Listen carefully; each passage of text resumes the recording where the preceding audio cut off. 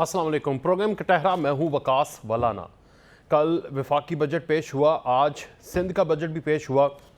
لگ ایسا رہا ہے کہ جیسے پاکستان ایک دم سے یہاں سے قرائر سے اٹھ کے کہیں کسی ویسٹرن ملک میں جا کے فٹ ہو گیا, جو کہ دعوے وعدے اور جو تقریریں وزیر اعظم سے لے کر منسٹرز کی سامنے آ رہی ہیں. پاکستان کے جو معروضی حالات ہیں اس میں یہ بجٹ ریئلسٹک تو بہت کم نظر آتا ہے. بہرحال انہوں نے بجٹ دیا اور اس کے بعد چیمو گوئیاں یہ ہیں کہ شاید انہوں نے اس الیکشن ایئر کا بجٹ دیا اور الیکشن کروانے نہیں ہیں, کیونکہ اس بجٹ کے بعد جو حالات مشکل آنے والے ہیں وہ بھی سب کو پتہ ہے. دوسری طرف پاکستان تحریک انصاف جماعت ٹوٹتی آپ کو نظر آ رہی ہے, بلکہ مکمل طور پر کہہ لیں کہ تو 90% تک ٹوٹ چکی ہے. موسٹ آف دی الیکٹیبلز اور وہ سارے کے سارے ادھر ادھر چلے گئے ہیں, کچھ گھر بیٹھے ہوئے ہیں, اور زیادہ تر جو بڑے رہنما تھے وہ جا کر جہانگیر ترین سے مل چکے ہیں. جہانگیر ترین کے حوالے سے آج شاہ محمود قریشی اور جو دوسرے علیم خان ان کے بارے میں, اس پارٹی کے بارے میں, استحکام پاکستان کے بارے میں انہوں نے کہا کہ یہ ڈیڈ آن ارائیول ہے, یعنی موت کے قریب ہے یہ پارٹی, یہ خود ہی مر جائے گی. تو اس کے اوپر علیم خان نے جواب بھی دیا کہ یہ جو موت ہے اور یہ جو ساری چیزیں ہیں وہ دی اینڈ جو ہے وہ اللہ تعالیٰ کے ہاتھ میں ہے. سب دیکھ رہے ہیں کہ دی اینڈ کس کا ہو رہا ہے. پاکستان تحریک انصاف کا مستقبل تو بہت ہی مخدوش سا نظر آ رہا ہے, اور اس ساری صورتحال کے اندر معاشی پلس پولیٹیکل صورتحال کے اندر پولیٹیکل اسٹیبلٹی, معاشی اسٹیبلٹی کہاں حالات لے کر جائیں گے. ہمارے ساتھ مفتی کفایت اللہ JUI فیصل حیات وانا مسلم لیگ نون سے, اور مولوی صاحب سینئر تجزیہ کار استاد محترم موجود ہیں. مجاہد بیلوی صاحب آپ موجود ہیں ساتھ. مفتی کفایت اللہ صاحب میں آپ سے آغاز کروں گا. سر, یہ آپ کی اتحادی حکومت نے تو کل کے سبز باغ دکھا دیے, آپ بھی اسی باغ میں بیٹھے ہیں یا پھر آپ نے اپنا الگ سے باغیچہ بنایا ہوا ہے؟ بسم اللہ الرحمن الرحیم. دیکھو, معیشت کا مسئلہ تو موجود ہے نا, اس سے کوئی آدمی انکار نہیں کر سکتا, اور اس میں سب لوگوں کا کردار بھی واضح ہے. پچھلے 5 سال میں اگر اس حکومت کو آپ سال سوا سال کے لیے مورد الزام ٹھہراتے ہیں تو آپ کو پچھلی حکومت بھی جو 4 سال کی تھی اس کو بھی مورد الزام ٹھہرانا ہوگا. معاملات کہاں غلط ہو گئے ہیں یہ سب کو معلوم ہونا چاہیے, اور معلوم ہے بھی. وہ یہ کہ جب 2017 کے اندر میاں نواز شریف کی حکومت کو گھر بھیج دیا گیا, اور ایسے حالات میں بھیج دیا گیا کہ ہم سمجھتے تھے کہ بہت بڑی کرپشن ہوگی اور بہت بڑا پیسہ روپیہ واپس آئے گا پاکستان کو. اچھا, تو 14 پہاڑوں نکلا چوہا, وہاں کہ جی آپ کی غلطی یہ ہے کہ آپ اپنے بیٹے سے اپنے تنخواہ نہیں لی. تو اس طرح مفروضوں سے اور قیاسیوں سے اس طرح فیصلہ کیا گیا, اور ایک باقاعدہ ایک پروجیکٹ لانچ کیا گیا, اور اس طرح ایک منتخب حکومت کو چلتا کیا. تو حالات خراب ہو گئے. اس وقت ڈالر کہاں کھڑا تھا اور چیزیں کتنی سستی تھی, اور آج کیا ہے, تو یہ تو ہے.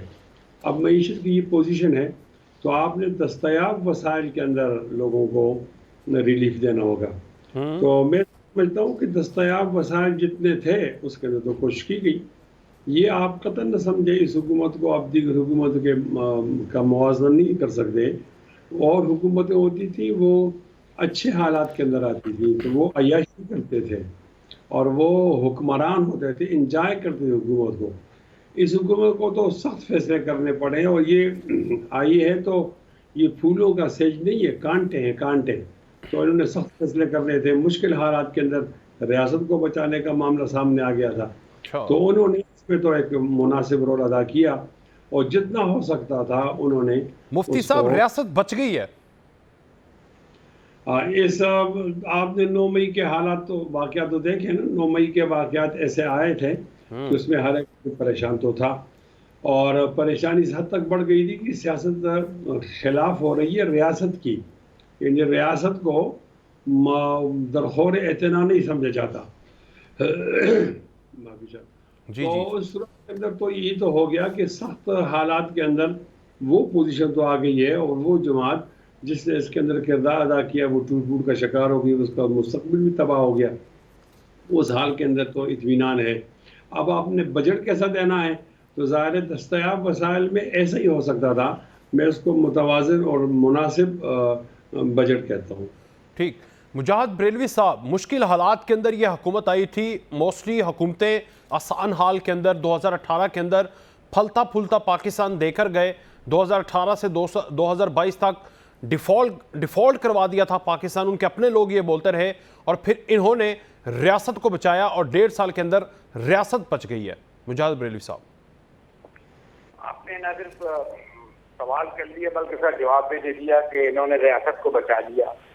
میں آپ سے کیا کہوں کہ آپ نے تمام وہ زمانے میں یہاں بیٹھے ہوئے تھے لوگ رابن ہوڈ ہوتے تھے جو امیروں سے وہ غریبوں سے امیروں سے چھینتے تھے، غریبوں میں بانٹ دیا کرتے تھے. یہاں یہ غریبوں سے پیسے لیتے ہیں اور امیروں کو دے دیتے ہیں. ہمیں یہ نہیں بتاتے کہ جو ہماری 1% اشرافیہ ہے 1% وہ 16,000 کروڑ روپیہ پروفٹ کماتی ہے، فائدہ کماتی ہے ہماری ریاست اور حکومت سے. اس کا یہ منافع ہے. کتنا ٹیکس دیتے ہیں. ہمارا جو فیوڈل ہے اس کے لیے میں کوٹ کر رہا ہوں بہت ہی محترم ڈاکٹر حفیظ پاشا جو ہماری وزیر مملکت ہے نا ڈاکٹر عائشہ غوث، ان کے ہسبینڈ، ان کی کتاب میں ہے جی کہ ہمارا جو فیوڈل ہے وہ بھی تقریباً جو اپنے اس سے کماتا ہے وہ 8,000 کروڑ کماتا ہے. اور آپ ان دونوں اشرافیہ کا دیکھ لیں کہ یہ ٹیکس کتنا دیتے ہیں اور ہم لوگوں سے کیا لیتے ہیں ان چیزوں پر. بات یہ کہ جو ہم سے جیسے اب جس وقت میں سندھ میں اس وقت دیکھ رہا ہوں، میرا خیال تھا اسے پوچھیں گے جو انہوں نے بجٹ دیا ہے شاید 2,240 کروڑ کا، اور تعلیم کے لیے انہوں نے رکھا ہے تعلیم کے لیے کتنا اور صحت کے لیے کتنا اور ترقیاتی کاموں کے لیے. صرف ایک کی مثال میں دوں گا، وہ K4 آج تک کراچی میں بنا ہی نہیں. فیڈرل گورنمنٹ نے K4 منصوبے کے لیے 13 ارب روپے رکھے تھے. آج وہ منصوبہ 110 ارب روپے کا ہو گیا اور اس کے لیے مزید 47 ارب روپے دے دیے گئے. کوئی پوچھ گچھ ہے؟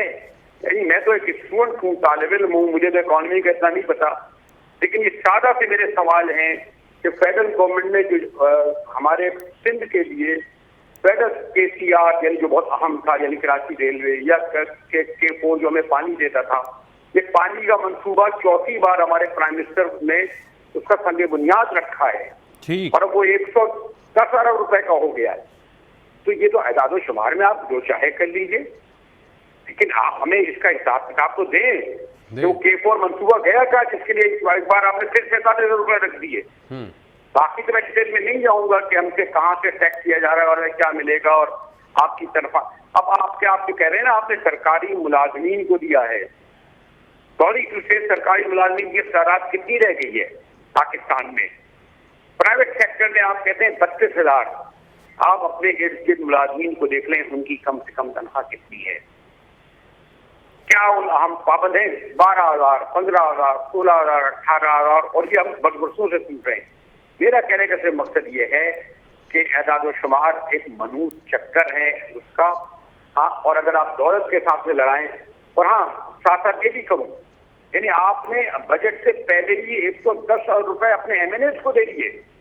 50 کروڑ کی آپ نے ان MNAs کو رشوت کا استعمال نہیں کروں گا مراد دے دی جن کے ذریعے آپ بجٹ پاس کرائیں گے، اور اسی لیے آج آپ نے دیکھا کہ خاموشی کی. تو کیا آپ مجھ سے ان تمام باتوں کا پوچھ رہے ہیں؟ اس سے زیادہ میں کیا کہوں؟ نہیں، فیصل حیات جوانا صاحب، آپ سے تو پوچھنا بنتا ہے. آپ لوگ 1% اور فیوڈلز کو ہی نوازتے رہے ہیں ماضی کے اندر 35 سال، اور اب بھی آپ نے وہی کیا. غریب بندے کے لیے کیا دیا آپ نے؟ کچھ بھی نہیں، سوائے مہنگائی کے، اذیت کے، اور آپ کہتے ہیں ریاست بچا دی. غریب بندے کو تو اجاڑ کے رکھ دیا. فیصل بھائی میں عرض کرنا چاہوں گا کہ اس حد تک تو بات بالکل درست ہے کہ اس حکومت نے اپنی جو پریفرنس تھی وہ ریاست ہی رکھی، سیاست نہیں. سیاست اگر یہ ان کی پریفرنس ہوتی تو آج یقیناً یہ حالات نہ ہوتے. ان کی پریفرنس جو ہے وہ ریاست بچانا ہی تھی، اور ریاست کو بچاتے ہوئے اپنی سیاست پر کمپرومائز کیا. اور جو آپ نے سوال کیا ہے کہ بجٹ کے حوالے سے، بجٹ میں دیکھیں بڑی کلیئر سی بات ہے. یہ بات درست ہے کہ بجٹ کن حالات میں آ رہا ہے.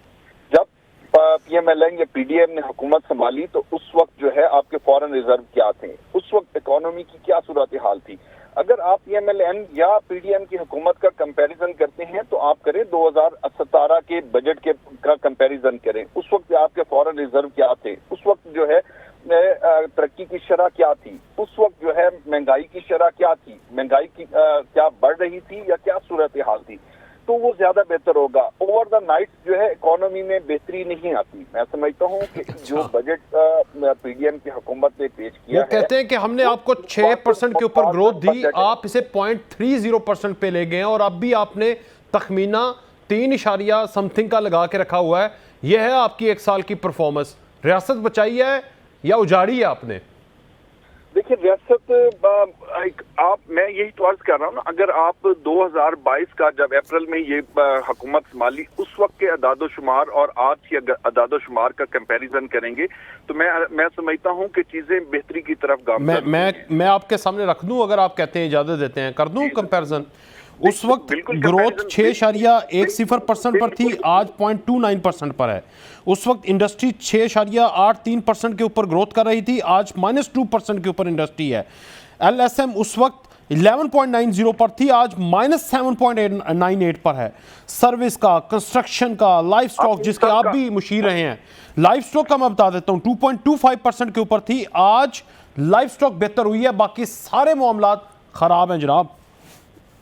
دیکھیں میں یہی عرض کرنا چاہ رہا تھا، اگر آپ ان فیکٹس اور فگرز کا کمپیریزن کرتے ہیں تو بالکل کرنا چاہیے، لیکن 2018 کے بجٹ کے ساتھ کرنا چاہیے۔ 2018 میں یہ پچھلی حکومت آئی، آپ اس کے ساتھ کمپیریزن کریں کہ جنہوں نے 3.5 سال میں اس ملک کا بیڑا، اکانومی کا بیڑا گھر کر دیا، جس کی وجہ سے اب اوور دا نائٹ چیزیں بہتر نہیں ہوتی۔ بہتری کے لیے ٹائم یقیناً جو ہے وہ درکار ہوتا ہے، اور میں سمجھتا ہوں کہ جو اس وقت اکانومی کی صورتحال ہے وہ بہتری کی طرف گامزن ہے۔ ہاں یہ بات درست ہے کہ وہ سست روی سے گامزن ہے، لیکن کم از کم جو ہے وہ بہتری کی طرف گامزن ضرور ہے۔ ٹھیک، مفتی کفایت اللہ صاحب، اب مستقبل کیا ہے سیاست کا؟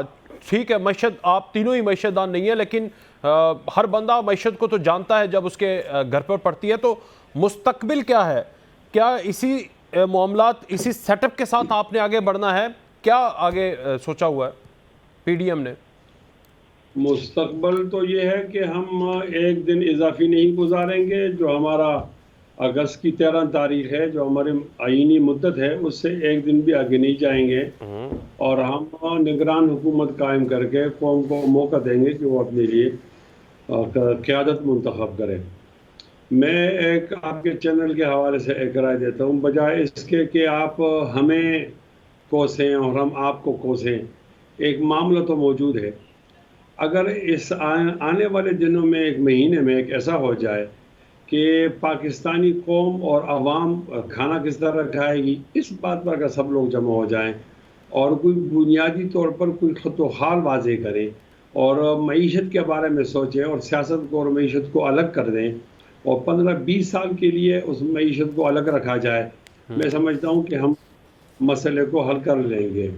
یہ بتانا بالکل مناسب ہے، محسوس نہیں کرنا چاہیے۔ ہمارے پڑوس میں انڈیا ہے، ان کی معیشت ہم سے زیادہ خراب تھی، ان کے گروتھ کا بھی یہ حالت تھا، سب چیزیں خراب تھی جو آج آپ ہمارے بتا رہے ہیں۔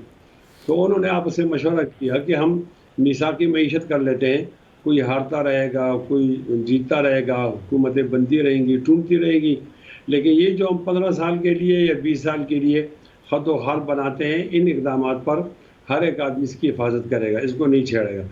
آج ان کی معیشت ٹھیک ہو گئی ہے، ہمیں تھوڑا سا اس کے اندر ایک اضافی قدم اٹھانا پڑے گا، معیشت کے نام پر ایک میثاق کرنی پڑے گی اور پوری قوم کو جمع ہونا ہوگا ایک پیج پر۔ میں سمجھتا ہوں کہ یہ بجٹ بھی اور آنے والا بجٹ بھی، جب تک آپ معیشت کا میثاق نہیں کریں گے تو آپ بجٹ میں اتنا ریلیف نہیں دے سکتے ہیں جو آپ دینا چاہتے ہیں عوام کو، اور عوام کو بھی اس سے کوئی بہت بڑی امید نہیں رکھنی چاہیے حالات جس طرح ہیں۔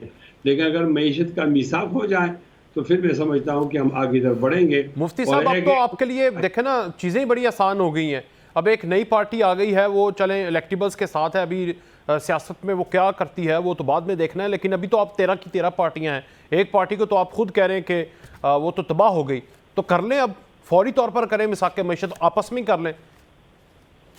آپس میں کر لیں یہ تو سوال سے تو اتفاق نہیں ہے، آپ کا جملہ ذرا سخت جانبداری کی طرف جا رہا ہے۔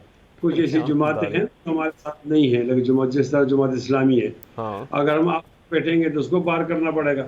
اس طرح اور بہت ساری جماعتیں ہیں، وہ علاقائی جماعت. ان کا مینڈیٹ دیکھیں نا، بڑی جماعتیں تو دو ہی ہیں نا، پیپلز پارٹی اور پاکستان مسلم لیگ نون اور آپ کی پی ڈی ایم کے اندر مینڈیٹ تو بڑی والی ہے نا. جی ہماری بات میں کیا قباحت ہے کہ پوری قوم جمع ہو جائے اور میثاق معیشت کرے.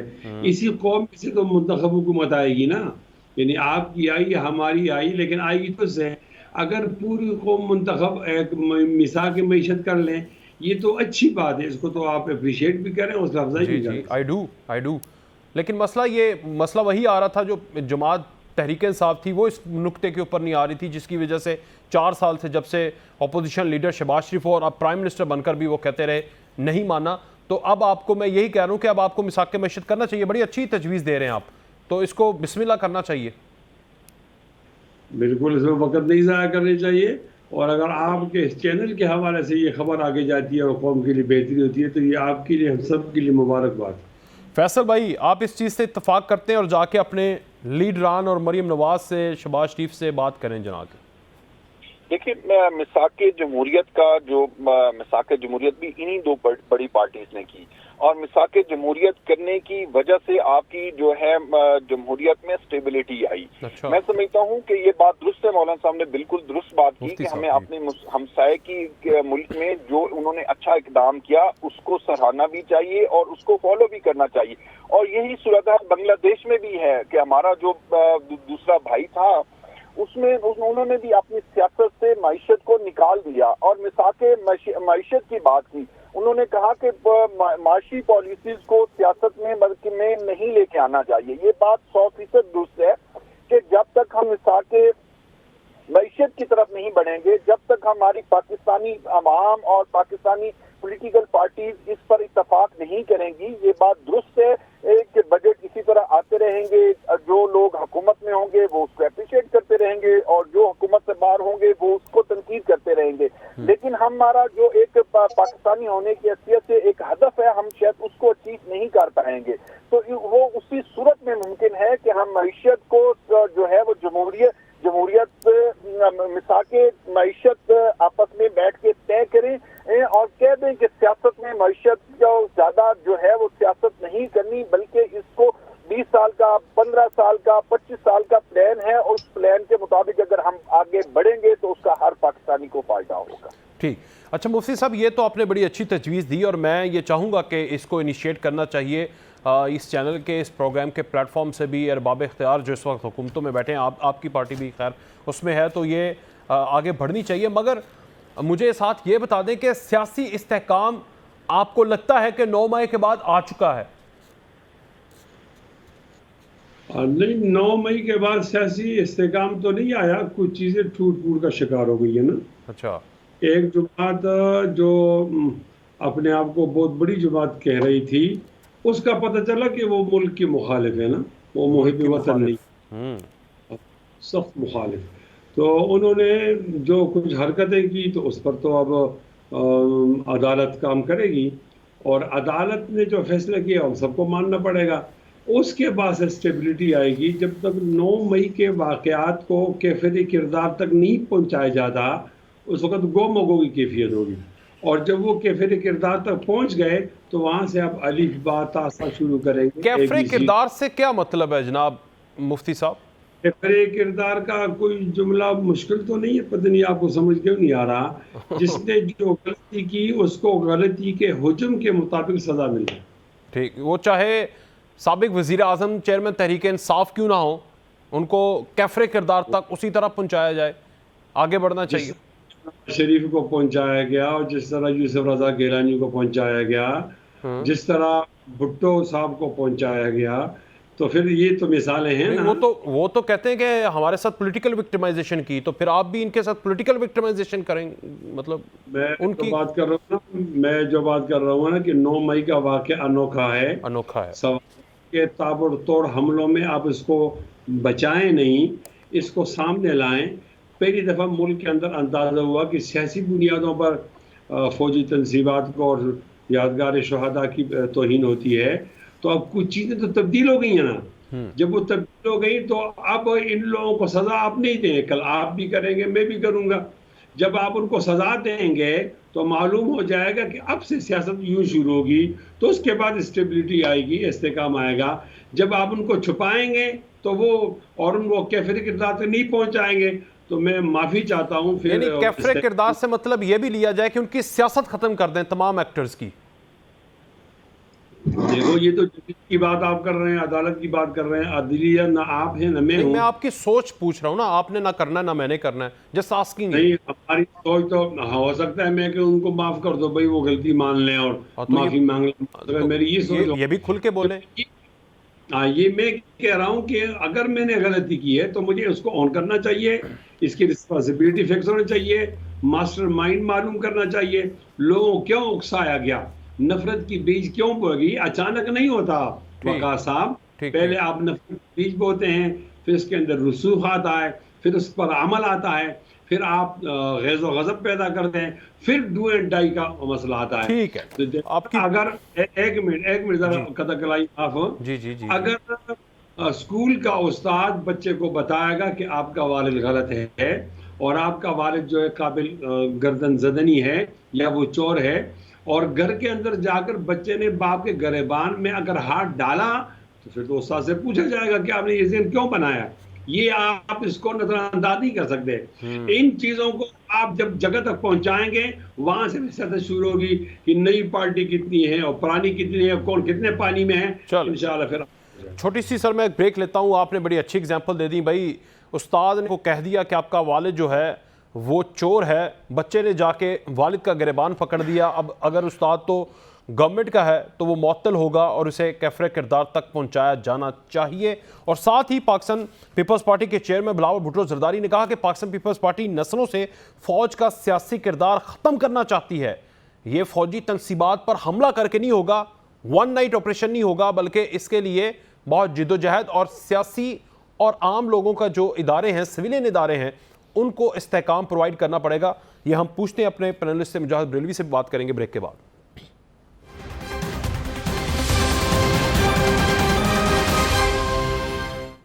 ایک بار پھر سے خوش آمدید. مجاہد بریلوی صاحب، یہ 9 مئی کے بعد استحکام اسی صورت میں آ سکتا ہے. یہ استحکام پارٹی نہیں لا سکتی، بلکہ استحکام پارٹی کو لانے والے شاید لا سکتے ہیں. بہرحال استحکام اسی صورت میں آ سکتا ہے کہ کیفر کردار تک پہنچایا جائے ان تمام ایکٹرز کو جنہوں نے پاکستان کا بلیک ڈے بنا دیا 9 مئی کو. اور دوسرا بلاول بھٹو والا بھی میں پوچھوں گا، پہلے اس کی بات کریں. کچھ بات میں کروں گا. ایک حضرت مفتی کفایت اللہ صاحب سے میری نیاز مندی بہت پرانی ہے، یہ تو ہمارے ہیں صاحب کو پتا ہے. اور وہ جو فوجی ڈکٹیٹر مشرف کا دور ہوتا تھا، مفتی صاحب کو جب میں بلایا کرتا تھا اپنے پروگرام میں تو ان کی زبان سے ایسے پھول جھڑتے تھے، کئی بار میری نوکری جاتے جاتے بچی تھی. یاد ہوگا شاید تو جب میں چینل میں ہوتا تھا. یہ تو میں آپ بتا رہا ہوں کہ اس وقت ہم کتنا سچ بولتے تھے. آج شاید میں اس اسپیکر بھی بولوں نا تو پھر مجھے آپ کے چینل کی خیر ماننی پڑے گی. مفتی صاحب کے جو قائد تھے نا، حضرت مولانا مفتی محمود صاحب یعنی فضل الرحمان کے، ان سے بھی میری نیاز مندی رہی ہے. اخبار میں تو ان کا انٹرویو کرتا تھا. مجھے وہ وقت بھی یاد ہے کہ ان کے قائد حضرت مولانا فضل الرحمان کو بھٹو صاحب جب 30ویں اور 14ویں ترمیم لا رہے تھے تو قومی اسمبلی سے اٹھا کر ان کے 16 ایم کو اٹھا کے باہر پھینک دیا گیا تھا. یاد پھر آپ کو یہ بھی یاد ہوگا کہ یہ میں بہرحال ان کی جو مطبع ہند کی تاریخ ایسی ہے کہ جب نشنائی پارٹی کی بلوچستان میں گورنمنٹ ختم کی گئی تو حضرت مولانا مفتی محمود نے صندوق اٹھا کے کہا میں بھی اپنی حکومت سے جا رہا ہوں. اور پتہ ہے کیا الزامات تھے نشنائی پارٹی کے جو پیپلز پارٹی کی گورنمنٹ کے دور میں حیدرآباد ٹرمینل میں چلے تھے کہ ان کی باقاعدہ پہاڑوں پر جنگ ہوئی تھی جس میں 4000 فوجی مارے گئے تھے. بلوچستان پاکستان میں دھماکے ہوئے تھے. اچھا لیڈرشپ بیٹھی تھی کابل میں، ماسکو میں. انہوں نے اصولی طور پر اس پارٹی کا، ابھی تو کہہ رہے ہیں نا فوجی تنصیبات کا، دھماکے ہوئے 4,500 آن ریکارڈ ہے، فوجی مارے گئے، سول جوان مارے گئے، شہید ہوئے، پورے پاکستان میں مارے گئے. لیکن انہوں نے اصولی سیاست کا ساتھ دیا. آج کہہ رہے ہیں نا کہ 9 مئی کا واقعہ، تو پھر تاریخ میں تو جانا پڑے گا نا پھر. لیکن مجاہد صاحب، آپ وہ زخم جو کہ مرہم لگا کے ختم ہو چکے ہوئے ہیں، آپ ان زخموں کو جتنا مرضی خریدیں نہیں، دوبارہ نہیں اٹھیں گے. وہ دوستیاں ہو چکی ہوئی ہیں. کیا مشرف کے دور میں، مشرف جیسے ڈکٹیٹر کے دور میں ہمارے حضرت مولانا مفتی کفایت اللہ صاحب کے جو قائد تھے مولانا فضل الرحمان، जिन्होंने ने मुत्तहिदा मजलिस फरमाई उनके कोलैबोरेटर थे, हुकूमत में गए या नहीं गए? नून लीग और पीपल्स पार्टी कहाँ बैठी थी? लंदन में। ये बैठे थे गवर्नमेंट में, बैठे थे या नहीं बैठे थे? अच्छा, देखिए आप लोगों से फायदा उठाते हैं जिन्हें तारीख का, सियासत का, बैकग्राउंड का पता ना हो। अगर हमसे बात करेंगे तो फिर हमें भी याद दिलाना पड़ेगा इनका। मैं वहां नहीं जा रहा कि जब तुम्हारा हिंद ने शायद पाकिस्तान की मुखालफत की होने की, वो तो खैर ठीक है, मुस्लिम लीग ने कौन से कारनामे अंजाम दिए थे। तो अगर आप जाएंगे, ये तो बेचारी इमरान खान तो एक जिद्दी अना परस्त आदमी है जिसने इक़्तिदार जो है उन लोगों के कंधों पे दिया, लेकिन ये लोग उसूली लोग थे। इनसे पूछे कि आपको इक़्तिदार किससे दिया नहीं मुशर्रफ ने या नहीं इक़्तिदार दिया मुत्तहिदा मजलिस अमल को? पूछे ना फैसल जावेद साहब से, नून लीग के जिनके कायद को जो है लंदन भेज दिया गया था। तो जनाब अगर आप ये जो 3 साला दौर है ना तहरीक इंसाफ का तमाम बड़े मुद्दे उकेड़ रहे हैं, तो जरा पीछे पीपल्स पार्टी, जमात उलमा इस्लाम, नून लीग की क़यादत के भी पीछे चले जाइएगा। तारीख आपको पूरा सब कुछ बता देगी कि इन्होंने क्या क्या नहीं किया, क्या नहीं कैसे क्या। हमारी लड़ाई इमरान खान से नहीं है, उसके पीछे वाले से है। हाँ जी, ये भी हिंदुस्तान में दिल्ली में जाकर मियां साहब ने क्या कहा था मोदी को, जो बाद में डॉन बना, याद है आपको क्या कहा था? जी, हमारे हिंदुस्तान में बैठ के कहा था। जी जी ठीक है। ले मुफ्ती साहब, मैंने जाना था, जी फरमाइए। तमाम लाहौर के ये जितने लोगों को, जिन लोगों को पकड़ा गया है, अगर ये साबित 9 मई का वाक़या हो जाए, लेकिन इनके तो सबूत मौजूद हैं, मुकदमे चले हैं, सजाएं हुई हैं, ऐसा हुआ या नहीं हुआ है वकास? मैं मुफ्ती साहब से पूछता हूँ, मेरे ऊपर ना डालें आप। मुफ्ती साहब बताएं ज़रा, ये कैफरे किरदार आप दूसरों का वेट कर रहे हैं, आपको पहुंच जाना चाहिए था कैफरे किरदार बकौल मुजाहिद बरेलवी के, जो उन्होंने एक पूरी पिक्चर खींच दी आपके माजी की। मैं आपका सवाल नहीं सुन पाया, दोबारा सुनाएं। मैं ये कह रहा हूं कि आप अगर चाहते हैं ना कि 9 मई के एक्टर्स को कैफरे किरदार तक पहुंचना चाहिए, तनसीबात पर हमला करने वाले, तो फिर जो मुजाहिद बरेलवी ने पूरी पिक्चर आपके माजी की खींच के रख दी है, तो आपको तो अभी तक कैफरे किरदार तक पहुंच जाना चाहिए था।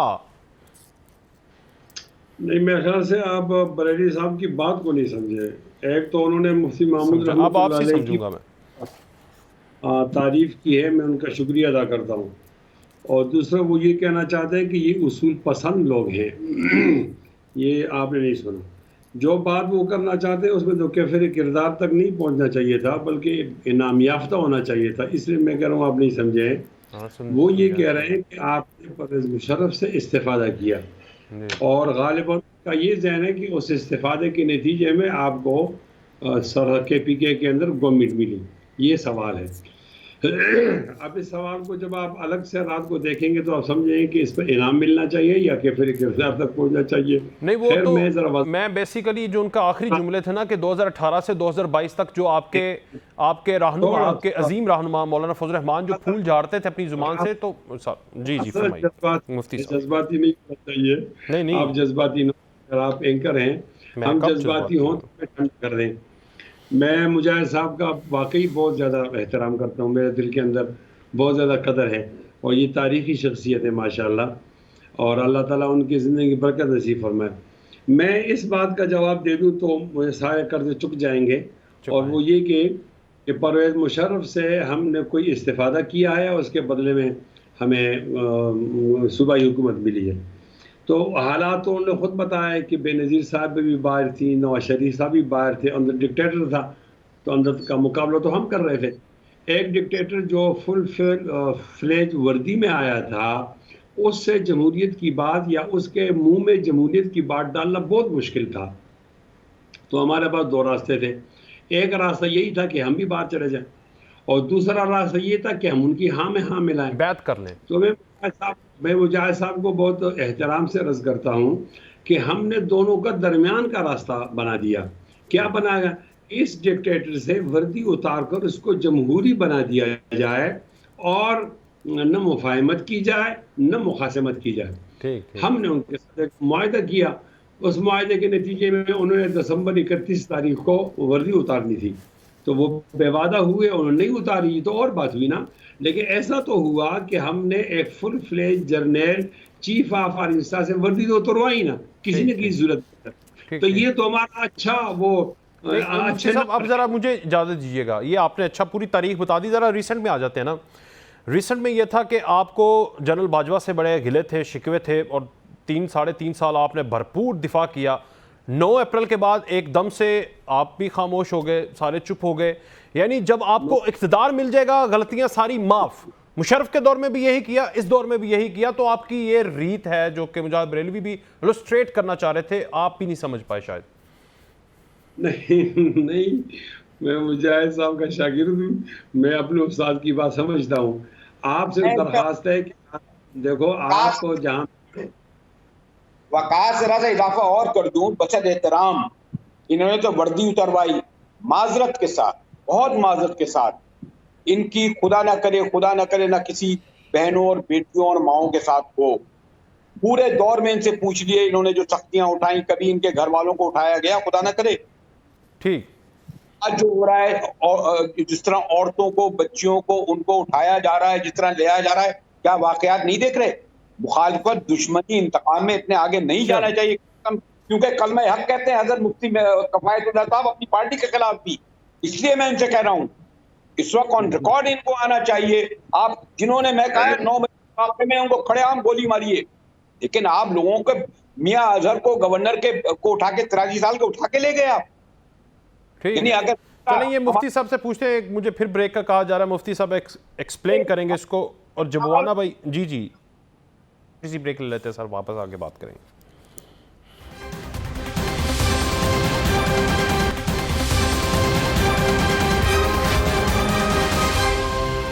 ایک بار پھر سے خوش آمدید. فیصلہ یاد جبوانا صاحب, آپ 3 سال تک پاکستان تحریک انصاف, 3.5 سال 4 سال تقریباً رہے ہیں, تو ان 3 سال رہے ہیں اور مشیر بھی رہے ہیں.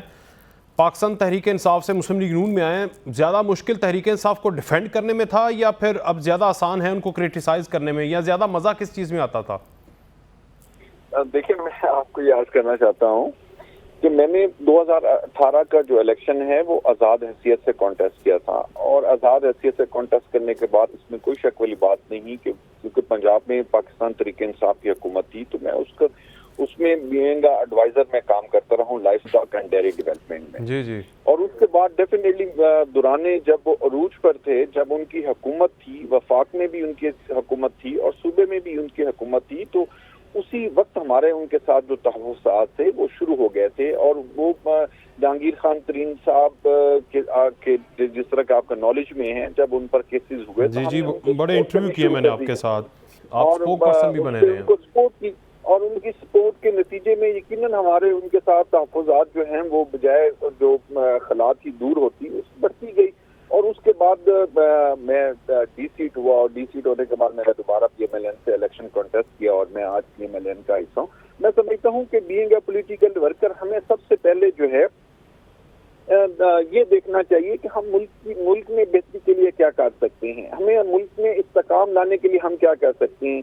ہمارا جو ہے جو بینگ اے پولیٹیکل ورکر یا پالیٹکس, ہمیں تو سب سے پہلے ہمیں پاکستان کی بہتری کے لیے اپنا کردار ادا کرنا چاہیے. اس میں کوئی شک والی بات نہیں کہ جب میں تحریک انصاف میں تھا تو اس وقت بھی اپنا پوائنٹ آف ویو جو ہے وہ ہمیشہ میں اللہ کا شکر ادا کرتا ہوں کہ کسی کو چور ڈکیت کہہ کر نہیں پکارا کرتے تھے. اس وقت بھی جو ایک عزت تھی, ریسپیکٹ تھی, ایک جو لوگ جن کو اللہ تعالیٰ نے عزت دی ہے ان لوگوں کی اس وقت بھی عزت کیا کرتے تھے. اور آج بھی میں سمجھتا ہوں کہ اللہ تعالیٰ کے فضل و کرم سے جن لوگوں کو اللہ تعالیٰ نے عزت دی ہے, آج بھی ان کو عزت کے ساتھ پی ایم ایل این کے ساتھ پریزنٹ ضرور کرتے ہیں. لیکن جو پھر اس کا مطلب سابق وزیر اعظم چیئرمین تحریک انصاف کی تو بڑی عزت کرتے ہوں گے ابھی بھی آپ؟ دیکھیں, میں اس حوالے سے بالکل ان کی میرے لیے بہت ریسپیکٹ ہے, اس میں کوئی شک والی بات نہیں. لیکن 9 مئی کے واقعات کے بعد یقین کریں جب ان کے حوالے سے بات کی جاتی ہے تو دل میں تکلیف ہوتی ہے. 9 مئی کے واقعہ کے بعد جو ہے وہ چیزیں جو ہیں وہ جب آپ نے گریبان میں بندہ جھانکتا ہے آنکھیں بند کر کے تو اندازہ ہوتا ہے کہ یہ 9 مئی کا واقعات کے پیچھے 10 سال کی وہ مائنڈ سیٹ موجود ہے.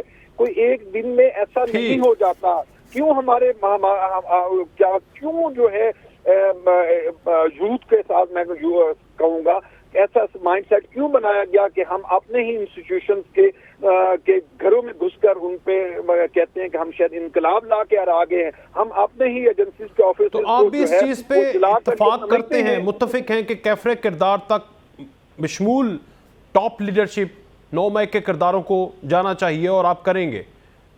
دیکھیں, جب تک آپ ان لوگوں کو کیفر کردار تک نہیں پہنچائیں گے, جب ان کو آپ عدالت کے کٹہروں میں کھڑا نہیں کریں گے, جب تک آپ ان کو سزائیں نہیں دیں گے تو لوگ جو ہے وہ اس سے آگے کا سوچیں گے. اور اگر آپ ان لوگوں کو سزا دیں گے تو میں سمجھتا ہوں اور دینی چاہیے, کیونکہ ہر چیز کی ایک لمٹ ہے. جب آپ لمٹ کراس کریں تو اس کے بعد سزا اگر نہیں ہوگی تو لوگ اس سے آگے کا سوچیں گے. میں سمجھتا ہوں کہ بالکل ان کو کیفر کردار. مجاہد بریلوی صاحب, دی این ڈی سمجھے پھر تو, لیکن دوسرا پی پی نسلوں سے, پاکستان پیپلز پارٹی نسلوں سے ایک ادارے کا, فوج کا سیاسی کردار ختم کرنا چاہتی. بلاول بھٹو نے کہا یہ کام تنصیبات پر حملوں سے نہیں ہوگا. دیکھیں نا کیسا لرنڈ آدمی ہے, یہ ہوتی ہے لیڈرشپ. مجھے ایسے لوگ پسند ہیں. مجاہد صاحب, بلاول نے کیسا خوبصورت بیان دیا ہے. فیصل جیوانہ صاحب سے پوچھئے, پھر میں ہسٹری میں جاؤں گا. پاکستان کا سب سے بڑا دشمن مہاسبھائی واجپئی کو لے کر لاہور کے مینار پاکستان پہ کون لایا؟ گجرات کے 4,500 مسلمانوں کا قاتل مودی, اور کشمیر, ہمارے کشمیر کے 50,000 لوگوں کی شہادت کا قاتل مودی کو جہاز میں لے کر کابل سے لاہور ایئرپورٹ پر آیا. ان کی اللہ ماشاء وہ دیکھیں نا, مودی کے آنے کا انتظار بھی تو سابق وزیر اعظم کرتے رہے, وہ آ کے نیکس کر گیا, جو بھی ہوا کر گیا. اگر تاریخ میں جائیں گے تو ان کو بھی کیفر کردار تک پہنچانا چاہیے. چلیں اب ذرا ٹائم کم ہے نا, اس پوائنٹ پہ آ جائیں. یہ تو میں آپ کی باتیں بڑی استاد محترم سمجھتا ہوں. جس طرح میں نے کہا تھا مفتی صاحب سے, ایسے کرداروں کو نہیں پہنچائیں گے. کیوں؟ معافی ایسی ہے کہ اب یہ ان کے چھتر سایہ میں آ گئے ہیں. آپ پارا کے پوچھے نہیں کہ مودی یہاں آیا نہیں آیا, کس طرح آیا مہندی کی تقریب میں, کس طرح اس کے ساتھ جھپیاں ڈالی گئی اور رقص کیا گیا. ٹھیک, یاد ہے نہیں ہے؟ اور کس طرح پوچھ لیتے ہیں پھر کیا باتیں ہوئی تھی. جی مفتی صاحب آ گیا پوائنٹ سر آپ کا. مفتی صاحب, مشکل یہ ہوتی ہے کہ آپ جس کا احترام کریں پھر آپ اس کو احترام کے دائرے میں جواب دیں تو وہ الفاظ کو چننا پڑتا ہے نا. تو میں ایسی صورتحال دوچار ہوں کہ میں نے مجاہد پریشان ہو گئے آج آپ مفتی صاحب. آپ تو بڑے, آپ کی سپیڈ 180 پہ ہوتی ہے. جزاک اللہ. وہ مجاہد صاحب کا احترام بھی کرنا ہے اور جواب بھی دینا ہے. Very nice. جو آج غلط ہو رہا ہے اور جو کل غلط ہو رہا تھا وہ غلط ہے, اس کی کوئی حمایت نہیں کرتا. اگر کوئی آدمی خواتین پہ ظلم کر رہا ہے یا بے گناہ لوگوں کو تنگ کر رہا ہے, میں حکومت میں ہونے کے باوجود اس کی حمایت نہیں کرتا, اسے برات کا اظہار کرتا ہوں. البتہ اتفاق ہے کہ یہ مکافات عمل تو ہے نا. عمران خان کی حکومت میں اتنی زیادہ اچھی نہیں تھی. تحریک لبیک کے ساتھ ایسے مظالم ہوئے ہیں کہ آپ بیان نہیں کر سکتے. ان کو تو اتنی بھی اجازت نہیں تھی کہ وہ اپنے لاشوں کو اٹھاتے. وہاں تو عہدہ ظلم کس نے کرا ہے؟ عمران خان نے کرا, ان کی حکومت تھی. فیض آباد کی بات کر رہا ہوں. اچھا, میں خود ان کا گستاخ تھا تو مجھ پر انہوں نے 121 اور 122 123 124 یہ دفعات لگائے اور میں آج تک بھگت رہا ہوں اس کو. شیخ رشید روزانہ پریس کانفرنس میں کہتا تھا کہ میں مفتی کے فیض اللہ کو نہیں چھوڑوں گا, اور عمران خان جلسوں میں کہتے تھے میں نہیں چھوڑوں گا. تو ظاہر ہے میرے گھر کے اندر چھاپے ایسے مارے گئے, مجھے تو بہت زیادہ تنگ کیا گیا, میرے بھائیوں کو پکڑا, میری گھر والی کو ہراساں کیا گیا, میرے چھوٹے چھوٹے بچے شناختی کارڈ نہیں بناتا ان کو اٹھایا. میرے ایک دوست ہے حق نواز, وہ کلر کے بابو ہیں. مسئلہ یہ مفتی صاحب ٹائم شارٹ ہے, آپ یہ ڈسے ہوئے ہیں نا, تو اب آپ جو ڈس, ایک منٹ پر آتا ہوں. یہ وہ حق نواز کے گھر پر اس لیے چھاپا مارا, اٹھایا کہ یہاں انہوں نے چائے کیوں پی. تو ظاہر ہے جب وہ یہ حکومت میں آپ کے ساتھ یہ سب کچھ ہو گیا, اب اس کے ساتھ یہ ہو رہا ہے تو اس کے اوپر آپ کو تو احتجاج کرنا چاہیے within the P D M. دونوں غلط ہے, میں کہہ رہا ہوں یہ بھی غلط وہ بھی غلط. پوائنٹ جو لوگ بات ہی ختم کر دی آپ نے. تو کل کے کردار اور کہتا ہوں کہ آپ کو صحت مند روایات اختیار کرنی چاہیے, بیمار نہیں. اور تشدد کے ذریعے آپ جو اپنے جبر قائم کرتے ہیں اس کا کوئی بھی وہ ماننے کے لیے تیار نہیں. میں آج بھی اسی سٹینڈ پہ کھڑا ہوں جو میں مشرف کے زمانے میں کھڑا تھا. لیں جی مجاہد بھائی، مجاہد بریلوی صاحب بات ہی ختم کر دی. 9 مئی کے واقعے پر کچھ نہ کچھ بات تو کریں گے. ان کو کیفر کردار تک پہنچانا آپ نے لفظ کو محسوس کیا، لیکن جب تک آپ ان کو سزا نہیں دیں گے اس وقت تک معاملات حل نہیں ہوتے. مجاہد صاحب بات ہی ختم کر دی نا، انہوں نے تو کہہ دیا وہ بھی غلط تھا یہ بھی غلط ہے. جی ٹھیک ہے مجاہد صاحب، ٹائم ختم ہو گیا. آپ کا پوائنٹ پھر کبھی لیں گے. بہت شکریہ مجاہد صاحب آپ کا بھی، مفتی صاحب آپ کا بھی، اور بہت شکریہ فیصل حیات جبوانہ صاحب آپ کا بھی. آج کے پروگرام سے اتنا ہی، اجازت دیجیے جی، اللہ حافظ.